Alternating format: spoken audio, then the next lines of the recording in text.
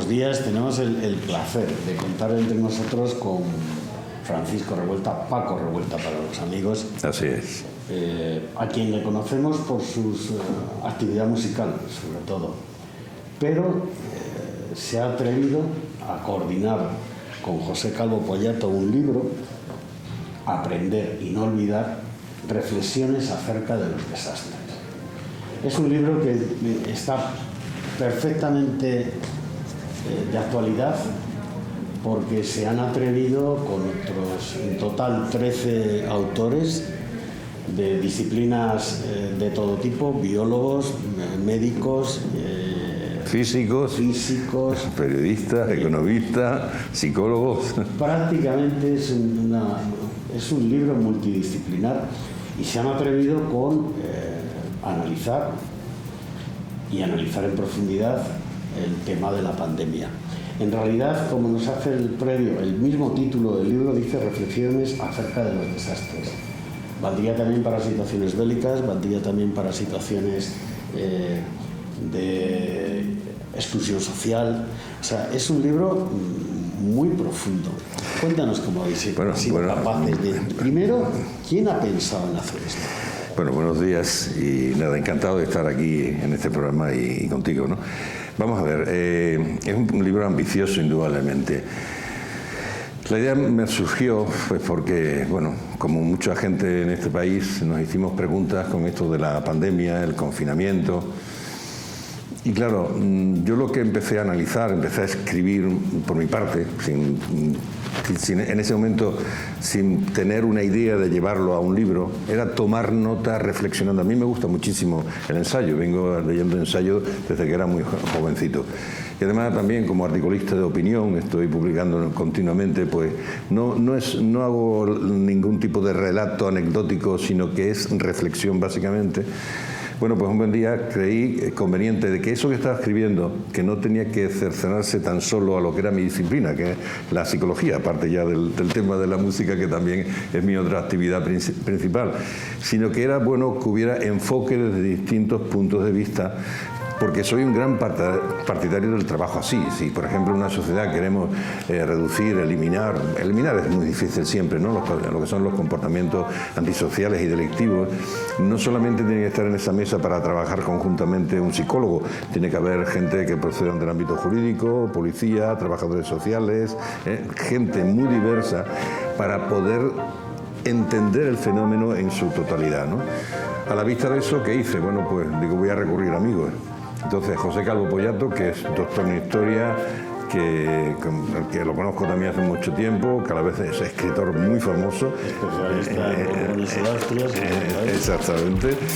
Y que tiene mucho éxito con la novela histórica. Hablé con él, digo, hola Pepe, porque de vez en cuando nos charlamos, nos vemos. Además, ahora él conjuntamente conmigo ha entrado como patrón de la Fundación Centro de Estudios Andaluces, que es además un conjunto de gente muy diversa, que de distintas orientaciones y sensibilidades, y la verdad no somos muchos, ¿no? Pero muy bien, ¿no? Él estuvo como director de una revista, que yo también estaba en el Consejo Editorial de Historia, Andalucía en la Historia. Se lo propuse y bueno, José Calvo Pollato me dijo inmediatamente que sí. A partir de ahí empezamos a buscar colaboradores. Él sobre todo se orientó en la búsqueda de especialistas en historia, Gloria Lasso, también José Luis Corral, que es catedrático en Zaragoza, y Gloria Lasso era la cantante, Gloria Lora, que es de la Universidad de Sevilla, y después también invitó a Eva Díaz Pérez, que era hasta hace muy poquito tiempo la directora del Centro Andaluz de las Letras. A partir de ahí yo me metí también más en el tema científico y bueno, pues contacté con un catedrático de física, contacté con un economista, contacté con un médico, con un biólogo celular, con otro psicólogo, también compañero mío, etcétera, etcétera. Y a cada uno le pedí lo siguiente. Primero, bueno, hay una situación concreta, estamos en una pandemia, y entonces, bueno, podéis hacer una descripción de eso. Pero a partir de esa primera cuestión, tratar de reflexionar sobre qué ha pasado, si se podía haber evitado, y realmente muchas epidemias son muy difíciles de controlar, ¿no?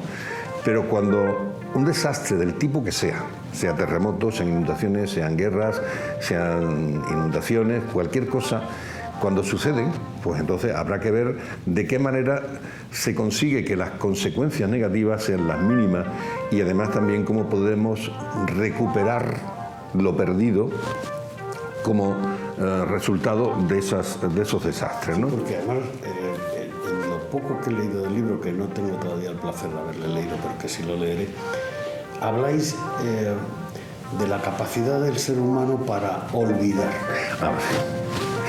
Sí. Hay un matiz que tenéis, y es que lamentablemente, en lugar de tener esa alforja donde han ido llenándose de, por supuesto, la mayor parte de las veces, de aspectos negativos, porque estamos hablando de situaciones normalmente negativas, pero tenemos la tendencia a olvidar ese tipo de cosas. Sí, vamos a ver, antes voy a hacer un preámbulo, digamos, a tu pregunta y a tu observación, mejor dicho. Es la siguiente, ¿no? Cualquiera de nosotros, cualquiera de las personas que nos vean, o tú y yo, tenemos que ser selectivos en muchas cosas en la vida. Por ejemplo, en las guerras en las que nos metemos, en el buen sentido de las guerras, ¿no? Es decir, las discusiones, los debates, el hecho de conseguir ciertos objetivos, porque no podemos atender absolutamente a todo, ¿no? A todo, ¿no? El cuerpo humano, nuestro cerebro, pasa exactamente igual, es selectivo. Todas las sensaciones que ahora mismo podemos tener, no todas están procesadas conscientemente, sino que el cerebro selecciona a qué atender. A veces le ponía como ejemplo a mis alumnos lo siguiente, digo, a que tienes puesto el reloj, tienes puesto los calcetines, te percatas de que lo tienes puesto y de que está presionándote un poquito la piel, la pierna. Si tú tomas conciencia, sí te darás cuenta, pero si no, porque el cerebro eso lo ha dejado, porque ve que no es peligroso, por lo que sea, se ha acostumbrado. Con el tema de los recuerdos pasa exactamente igual. Hay un cuento de Jorge Luis Borges que lo escribió primero en un diario argentino, de Buenos Aires, no me recuerdo cuál era el nombre exactamente, pero que después lo sacó en un libro que era un conjunto de cuentos que se llama Ficciones, que se llama Funes el Memorioso. ¿Y qué es lo que describe? Pues una persona que recordaba absolutamente todo. Es decir, que le decían el día tal y se acordaba del olor, del tacto, de todo lo había sentido con el tacto, de cualquier detalle. Indudablemente esa persona no era feliz, era imposible ser feliz. Quiero decir que está bien que los humanos tratemos de olvidar determinado tipo de acontecimientos, determinado tipo de cosas. Pero sí tenemos que seleccionar qué cosas no nos conviene olvidar. ¿Por qué? Porque si en un futuro cercano, mediano o largo plazo puede volver a suceder y son cosas negativas, conviene que sepamos primero, cómo prevenirlo, y segundo, como ya digo, si sucede, tenemos que saber cómo poder remediarlo, los problemas que genera y sobre todo lo antes posible, ¿no? Y esa es realmente la clave, es decir, y en el tema de las epidemias, pero da lo mismo, por ejemplo, Huelva, que yo soy de Huelva, pues está en una zona sísmica. Recientemente se ha hecho un simulacro, ¿no?, de qué pasaría si hubiera un terremoto en Huelva. Yo en mi vida en Huelva he conocido, no sé si son 5 o 6 terremotos de una cierta entidad. Después están los menores, ¿no? Y en 1755, cuando fue el terremoto de Lisboa, bueno, pues se destruyó prácticamente toda la ciudad de Huelva, casi toda, ¿no? Y queda una ermita, queda una iglesia que antes fue mezquita, la ciudad se fue al garete y murieron muchas personas porque ahora se dice tsunami. Parece que hay algunos matices que los expertos están poniendo entre maremoto y tsunami, ¿no? Pero por toda la zona de Ayamonte, junto con el Algarve portugués, eso fue una destrucción porque ese oleaje se llevó un montón de... Exactamente, ¿no? Por lo tanto, como los desastres, nos guste o no, son repetitivos, o sea, aparecerán, nadie puede asegurar que no vaya a haber un terremoto o que no vaya a haber una nueva epidemia. Por tanto, si eso es así, tenemos que estar preparados, uno, para evitarlo y después, segundo, para lo otro que vengo diciendo.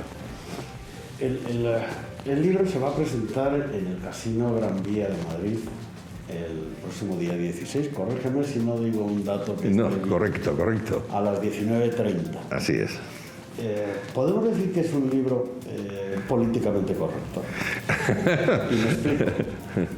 De las cosas que aquí en el libro van a salir sí o sí, son los comportamientos y las actitudes de los grupos, especialmente políticos o sociales. Y todos lo recordamos, que al principio de la pandemia esto no era nada, era un bichito, no pasa nada. Y luego pues sí empezó a pasar, sí empezamos a ver que en China una ciudad como Wuhan, que no sé cuántos millones de habitantes, era cercada por el ejército, que de repente empezamos a tener casos concretos, si no me equivoco, en el norte de Italia, de gente que venía de China, que luego ya en España salió el primer alemanito en las Islas Canarias. En Canarias, ¿cierto? Fue el primero que ya se le detectó que tenía un virus nuevo que se llamaba COVID-19, y ya empezamos todos a asustarnos, y los políticos de turno no podían hacer otra cosa, empezaron primero a no intentar causar pánico, y luego cada vez tuvieron la menor fortuna posible para que no se causara, porque era una situación de pánico. ¿El libro es políticamente correcto? No, bueno, ahí decimos lo que verdaderamente pensamos, ¿no? Y voy de momento a asumir la responsabilidad mía en lo que yo he escrito, ¿no? Yo, por ejemplo, en la cuestión de lo que tú dices, y que no hemos aprendido, o que no se han aprendido los políticos, esto es ya muy antiguo. Por ejemplo, Jean Delimot, que es un historiador francés, tiene un capítulo en el libro suyo que se llama El miedo en Occidente, que dedica gran parte a todo el tema del miedo en esa época. Pero cuenta detalles como en una ciudad francesa, por ejemplo, pero eso ha ocurrido en muchas otras ciudades ya muy antiguas, estamos hablando de los siglos XVI, XVII, por ahí. La peste negra. Sí. Bueno, pues resulta que en muchas ciudades las autoridades siempre han intentado frenar lo que era la información acerca de cuando se sabía que en otros sitios había una epidemia. ¿Por qué? Pues básicamente por motivos económicos muchas veces, ¿no? Claro, llegaba un momento que eso era incontrolable y al final llegaba la epidemia. Aquí ha pasado exactamente lo mismo. Por ejemplo, cuando el tema del partido de fútbol de los italianos que vinieron a Valencia, en las concentraciones en la 8M, el tema de Vox también, que se reunieron, etcétera, ¿no? Y entonces esas cosas te dicen. Y además digo otra cosa, y con esto, para que me haga otra pregunta. Por ejemplo, Pedro Duque, que tenía una buena dosis de ingenuidad política, declaró en una manifestación, en una entrevista que le realizaron, pues declaró que no iban a decir desde el gobierno cosas que inquietaran a la gente, ¿no? Eso es la idea de un Estado benefactor paternalista. Es decir, si los españoles tenemos madurez, otra cosa es que tienen que saber cómo comunicarnos cualquier tipo de información negativa. Pero indudablemente somos maduros suficientes como para poder asumir aquello y por lo menos para saber reaccionar con la madurez necesaria como gente adulta. Tenemos adultez política y social, indudablemente. Vamos para ver algún caso por ahí, ¿no? Y podríamos hablar de algún grupo político concreto, ¿no? Que son adanistas por completo, pero bueno, pero la tenemos y por tanto tenían que decirnos indudablemente la verdad de lo que estaba sucediendo. Bien. ¿Por qué recomendarías el libro? Pues mira, como dice muy bien el subtítulo, son reflexiones y ciertamente las personas nos gusta divertirnos, nos gusta pasárnoslo bien, pero esto es como muchas veces digo, ¿no? A mí no me parece mal que la gente se lea en un momento determinado una revista de cotilleo o vea una película tontorrona, ni mucho menos. El problema surge, o como en la comida, ¿no? Si dicen, es que me gustan las hamburguesas y tienen grasa saturada, que no es lo más recomendable para el tema isquémico. Pero sin embargo, no es problema que tú te comas una hamburguesa, el problema es que todos los días estés comiendo hamburguesas, ¿no? Quiero decir que junto con todo lo que hay actualmente de consumo, como son novelas que pueden ser muy bonitas, muy hermosas, películas, etcétera, la diversión, con la música, etcétera, tenemos que complementarlo también con otras dosis suficientes para, digamos, formarnos y vivir de una manera más completa, ¿no? Entonces, este libro ofrece reflexiones desde puntos muy diversos. También se toca, por ejemplo, el tema del cambio climático, que eso es algo que está ahí y bueno, habría que hablar mucho acerca del tema y temas muy interesantes al respecto, ¿no? Entonces por eso lo digo, es decir, porque te ayuda a comprender los desastres y porque cualquier día, lo mismo que nos hemos visto hace muy poco tiempo, envueltos en un tema de una pandemia, cualquier día o puede ser otra pandemia, puede ser un terremoto, puede ser una inundación, puede ser cualquier otra cosa y tenemos que saber cómo actuar y eso es clave para la supervivencia. Pues podríamos estar hablando horas, sin ninguna duda, porque nuestro interlocutor da para ello. Lo que sí quiero recordarles es que el próximo 16 a las 19:30 en el Casino Gran Vía de Madrid pueden asistir. Pueden asistir. Lo que es imprescindible es el DNI, es necesario, eso sí. por entrar en un casino. Exactamente. Curiosamente. Así que no dejen de perderse la oportunidad de encontrar a gente que nos ha preparado una buena dosis de reflexión. Gracias por estar con nosotros. Muchas gracias, Muchísimas gracias por estar aquí. Muchas gracias, de verdad que sí.